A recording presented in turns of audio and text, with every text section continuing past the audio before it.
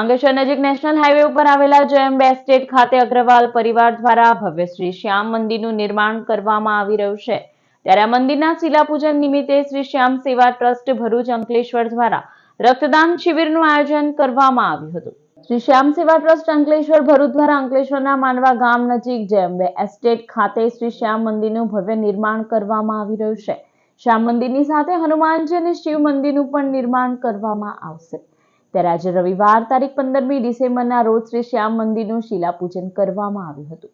શિલાપૂજનના પાવન અવસરે અંકલેશ્વરની Kumarpal Gandhi blood bank અને સુરતની સમર્પણ બ્લડ બેંકના સહયોગથી રક્તદાન શિબિર યોજાઈ હતી, જેમાં શ્રી શ્યામ સેવા ટ્રસ્ટ અંકલેશ્વર ભરૂચના હોદ્દેદારો અને સભ્યો સહિત મોટી સંખ્યામાં રક્તદાતાઓએ રક્તદાન કર્યું હતું, જેમાં રક્તદાન થકી 700 યુનિટ રક્ત એકત્ર કરવામાં આવ્યું હતું।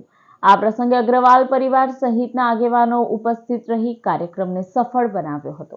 वो बाबा का श्याम पाठ अखंड पाठ चलेगा, तो कम से कम 2000 भगते यहाँ आए हुए हैं और कम से कम 700 यूनिट ब्लड की हमारी योजना है, तो 700 से प्लस हो गए हैं।